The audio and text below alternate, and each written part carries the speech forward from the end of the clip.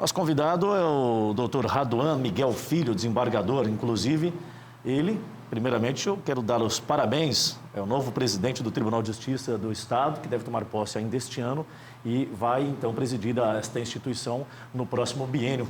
Seja bem-vindo, satisfação. Muito obrigado. É um prazer estar com vocês aqui, levando aos ouvintes algumas informações interessantes. E o Dr. Raduan, que é conhecidíssimo da sociedade de Rondônia, até pela vasta experiência que ele tem com o desempenho dos serviços prestados ao Poder Judiciário, né? Dr. Raduan Miguel Filho, ele foi eleito agora como presidente do Tribunal de Justiça a partir de 2024.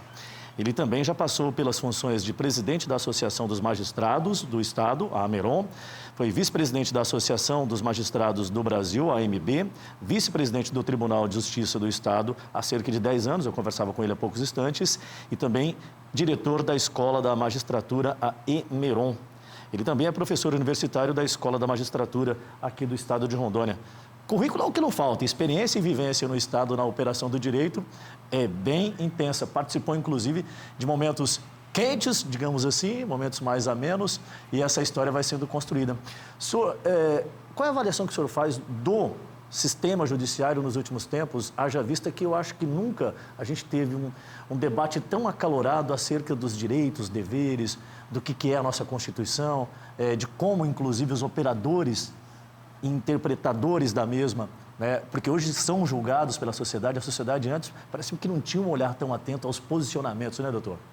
Na verdade, a evolução da humanidade desse século deu pulos estrondosos, né? A própria internet trouxe uma modificação do modo de vida de toda a humanidade, né? A comunicação tomou conta, a gente fica sabendo de fatos em questões de segundo. E isso trouxe uma mudança de pensamento, uma mudança da sociedade. E faz com que ela exija coisas novas, exija seus direitos, queira fazer valer os seus direitos com maior intensidade do que se fazia antes, né? Demorava-se para tomar conhecimento de algum fato. Hoje é muito mais rápido e, por isso, a evolução é muito grande.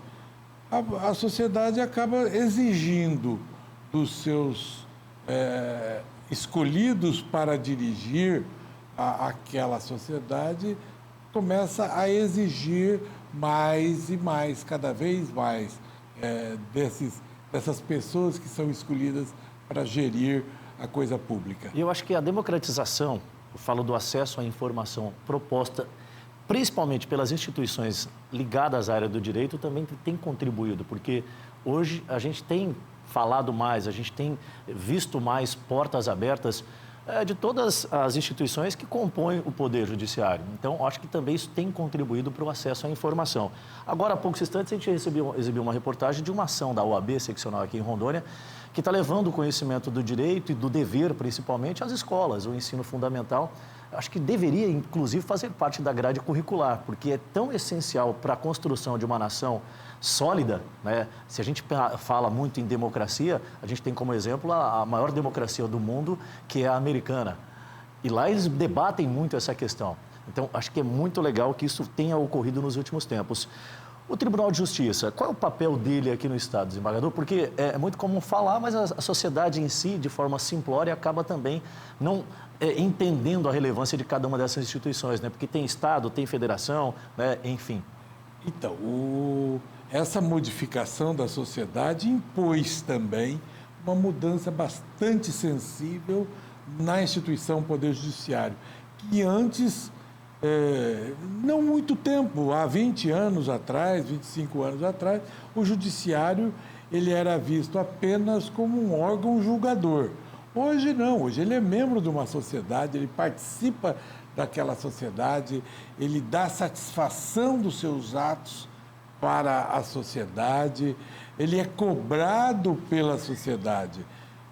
E isso faz com que o judiciário seja mais dinâmico, né?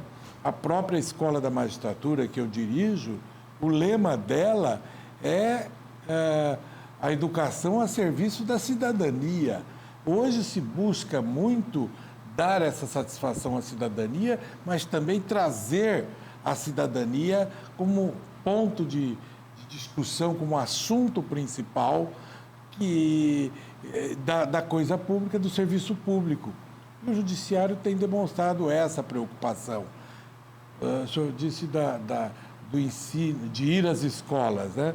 A Associação dos Magistrados Brasileiros, o Conselho Nacional de Justiça e o próprio Tribunal de Justiça têm programas também direcionando os seus magistrados e seus servidores para irem às escolas levando conhecimento, levando a esses alunos informações de cidadania, informações de funcionamento da justiça. A Escola da Magistratura, que é a minha parte, me perdoe falar dela, mas a Escola da Magistratura, só para você ter uma ideia, este ano recebeu mais de 800 pessoas, alunos, crianças e adolescentes, jovens, em visita, conhecendo o funcionamento do judiciário. Lá nós ensinamos, damos aula para esses alunos de outras escolas, de escolas públicas e particulares, que querem saber mais sobre o funcionamento da justiça, o funcionamento do judiciário. Se antes era algo que ficava escondido, hoje, além de cobrado, ele é colocado numa mesa para que todos tenham conhecimento de como funciona. É preciso você saber o funcionamento daquela máquina, o funcionamento daquele sistema judiciário, para que você possa entender como que são as decisões judiciais. Doutor Raduan, o senhor discorrendo sobre essas atuações, tanto da escola quanto também do próprio Tribunal de Justiça, me veio à mente justamente um dos pontos, e pela experiência que o senhor tem, qual é a diferença de Rondônia para os demais estados para colocar Rondônia dentre uma das justiças mais céleres do país? E todos nós sabemos da defasagem que existe. O sistema, ele lamentavelmente, ele não consegue suprir toda a sua demanda, mas Rondônia é diferenciado. Na ótica do senhor, o que diferencia? Tem pessoas mais engajadas, tem pessoas com um coração a mais dentro da atividade que desenvolve? Em todas as profissões existe isso.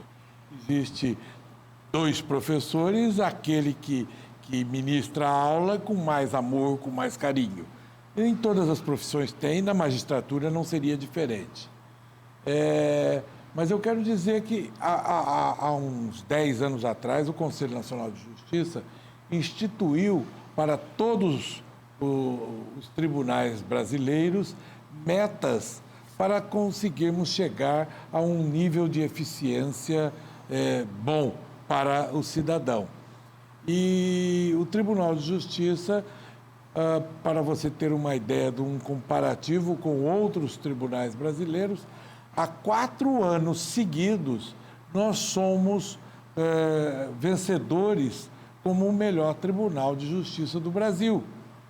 E o CNJ confere um prêmio denominado Prêmio Diamante, Prêmio Ouro, Prêmio Prata, e nós somos diamante há 4 anos seguidos. O que quer dizer isso? Que nós temos conseguido cumprir as metas, que não são poucas e não são fáceis, que o Conselho Nacional de Justiça fixa para todos os tribunais brasileiros. Tipo, julgar mais processos do que o número do que recebe. Então, se o tribunal recebe por ano, hipoteticamente, 20 mil processos, nós temos a obrigação de julgar mais do que 20 mil processos num ano.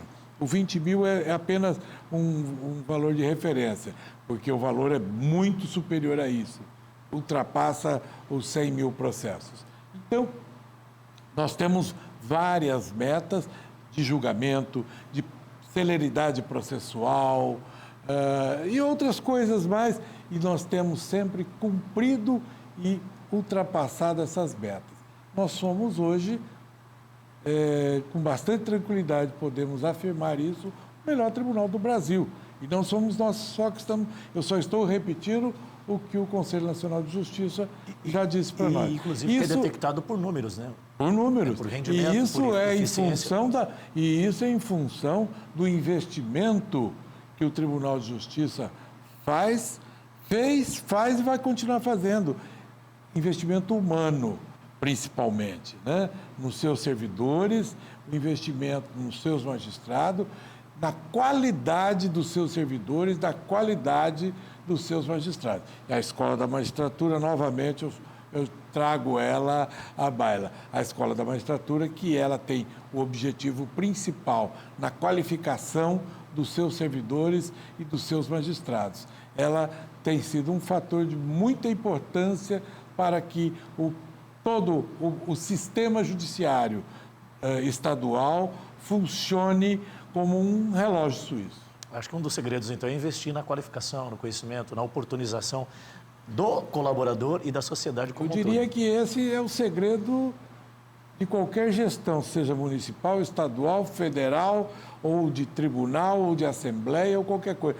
Temos que investir na educação. O Poder Judiciário, ele tem usado mais do campo do diálogo, porque sempre foi muito assim questionado só repressão.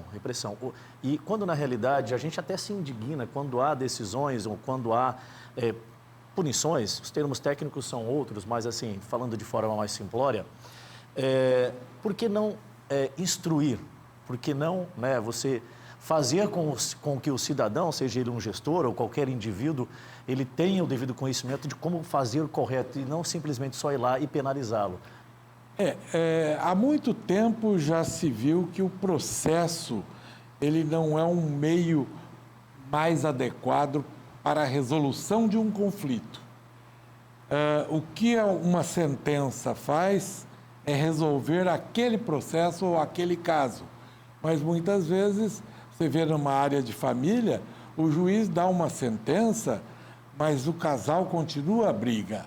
Então, continua a existir o conflito. Por isso que surgiu os meios alternativos de solução de conflito, que é a mediação e a conciliação.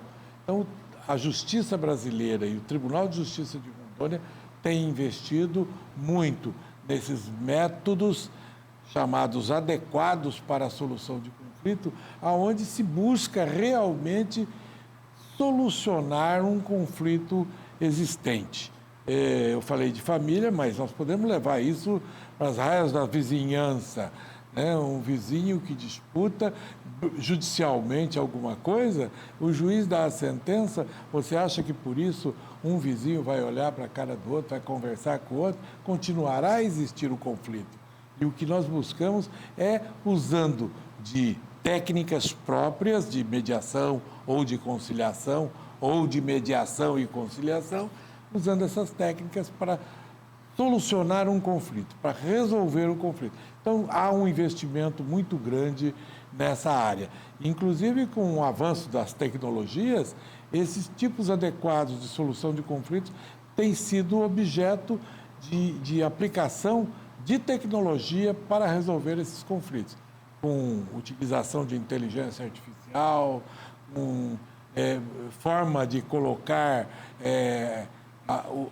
as partes em contato virtualmente, com vários mecanismos que já se tem sido colocado à disposição da cidadania, à disposição do cidadão para fazer uso e resolver seus conflitos. Pensando justamente nesse ponto que o senhor acaba de colocar acerca da cidadania, né? A gente está falando de direitos e deveres, o papel de instituições, é sempre muito, muito necessário que se diga, porque a pessoa só quer saber do direito, ela esquece que ela também tem os determinados deveres. O que o senhor pensa para esse período em que vai estar à frente dessa corte judicial aqui no Estado? Qual é o olhar agora do nosso novo presidente do Tribunal de Justiça, Dr. Raduan Miguel Filho, para o que a gente pode evoluir ainda mais? Olha, eu acho que cuidar do ser humano que atua no judiciário é uma coisa muito importante.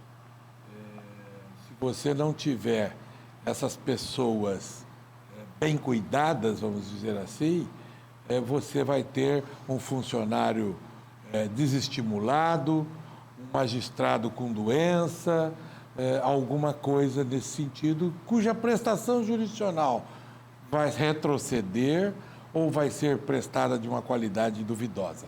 O que queremos, já de pronto, é dar início a essa preocupação, a buscar soluções para dar uma atenção diferenciada e bastante especial para funcionários, servidores do Tribunal de Justiça, para os seus familiares, para os magistrados e para os seus familiares. Queremos que essas famílias e essas pessoas que vestem a camisa e que trabalham para a melhoria da prestação jurisdicional tenha também uma atenção do Estado. E a segunda coisa é o que a gente não poderia deixar de mencionar e de falar, que é o uso de tecnologia, né? Não tem mais como voltar atrás, agora é somente a busca dos melhores mecanismos em termos de tecnologia, sempre com uma visão, importante isso, uma visão voltada para a melhoria da prestação jurisdicional. Então, o uso até de inteligência artificial e dos melhores mecanismos tecnológicos que podemos ter em mãos nessa era, nessa década, para que possamos, assim, fazer uma prestação jurisdicional mais célere. Rondônia, o Tribunal de Justiça de Rondônia já tem hoje, considerando os índices e os números do Conselho Nacional de Justiça, nós já temos uma das justiças mais céleres do Brasil. E queremos ser a mais célere, a mais rápida, e não só isso, a que dá a prestação jurisdicional com a melhor qualidade no menor tempo possível. A humanização dos operadores, aí eu me refiro principalmente aos juízes, isso é muito necessário, né, doutor? Que a sociedade entenda que ali tem um ser humano passível também de erros, né? Não é só o juiz, os servidores também, porque não há um juiz sem um servidor e não há o trabalho do servidor sem um juiz. É uma família só ali que nós queremos humanizar o serviço, queremos valorizar ainda mais o que é feito. E eu me referi, é claro que o contexto geral, mas me referi ao juiz que a caneta é dele, né? Então, assim, ele também... Ele está numa ponta. Ele é um cidadão que está passível a erro também. E aí, eu digo isso partindo do princípio que a sociedade também, eu acho que seria muito importante, que avaliasse essas questões. Está ali para não errar, mas pode cometer determinados erros, e é por isso que a justiça tem as suas esferas também, para que eles sejam corrigidos. Né? Porque sistema judicial em fases de recurso. Porque quando eu não tenho o ganho de causa, está todo mundo errado. Essa é a grande verdade, né? E o juiz, ele é uma ponte, um elo entre esses processos que existem. Eu não poderia deixar de questioná-lo, até na realidade não é um questionamento, pedir uma opinião, já que o senhor tem essa experiência toda que nós já falamos aqui, vai presidir a Corte Judicial do nosso Estado a partir do próximo ano, e o momento é muito de debate sobre a Constituição. É o momento de fazer algo por ela em termos de renovação, ou o país, a sociedade ainda não está preparado para isso? Há uma perspectiva de uma nova Constituinte ou não há isso no momento, não é o momento adequado para discutir sobre esse ponto? Eu pergunto porque esse debate ele é muito constante, né? A gente sabe que os questionamentos acerca da interpretação dela têm gerado muitos conflitos, inclusive. Então, eu não sei se é momento de uma reforma constitucional, porque o sistema brasileiro é um sistema rígido, mas só na teoria, porque na prática se altera a Constituição ao bel prazer dos ventos. Conforme sopram os ventos, faz-se emenda constitucional e vai se alterando. Mas a emenda constitucional é a vontade do legislador. As propostas que se fazem é a vontade do legislador. O ruim é não cumprir o que está escrito. Isso é perigoso, quando você não cumpre o que está escrito ou interpreta com casuísmo. Nós não podemos deixar isso acontecer. Para isso é que temos a Constituição e a letra da Constituição deve ser obedecida. Não tem como não cumprir ela. Agora, nós temos também no sistema judicial brasileiro, ou no sistema judiciário brasileiro, uma Corte Suprema que é a encarregada, por força da própria vontade do legislador na Constituição, é a encarregada de cuidar das questões de ordem constitucional. Então, é ela que dirá a última palavra. Eu não posso, certo ou errado, foi a vontade popular que deu ao Supremo Tribunal o poder de dar a última palavra em termos constitucionais. O Poder Judiciário, ele pode ter viés político? Não. O ideal é que seja interpretativo. Ideal não, ele não correto. pode. Ele não pode ter viés político, porque no momento que ele tenha viés político, ele perde a imparcialidade, que é o elemento principal que norteia todo o funcionamento da justiça, do sistema judiciário. Então, a imparcialidade do judiciário, ela é importante em qualquer momento, em qualquer situação. Felizmente, a gente vai ter que encerrar, né? O pessoal está buzinando aqui no ouvido que acabou o tempo, passa muito rápido, é uma grata satisfação, né, receber o senhor aqui hoje conosco, o Dr. Raduan Miguel Filho, ele que a partir de 2024, então, será o presidente do nosso Tribunal de Justiça. Muito honrado e sempre que puder, Obrigado. O convite vai estar sempre aberto. Muito obrigado pelo convite, estamos também à disposição no Tribunal de Justiça. Muito bem, Dr. Raduan foi o nosso convidado do nosso quadro Saber Direito.